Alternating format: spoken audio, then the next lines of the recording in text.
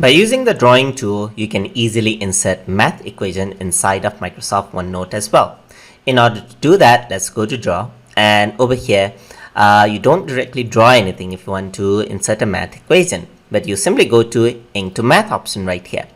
So once you go to ink to math option inside the draw tool, you can see that there's insert ink equation option. So let's say I want to add in something like b, then you can see that b is typed down, and you want to have in square, you can see that square has been typed down. You want to add in plus, just like this, there's plus, and I'm going to say x by 4. It's like that, and you can see that the math equation is quite good. So you can simply add in this, and I can say y. There you go, that's the math equation. And I can also erase this out if I'm not happy with the result, as you can see.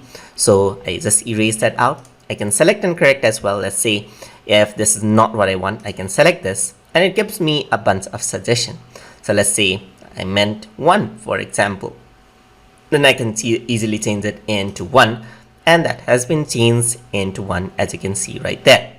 But I don't want 1, I just want y, so I'm going to leave that as it is, and I'm going to add in an equal to sign right here, and I'm going to press insert.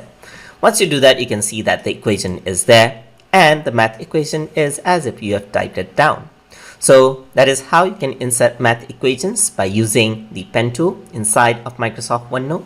So hope you guys learned something as always, and as always, please like, comment, share, and subscribe.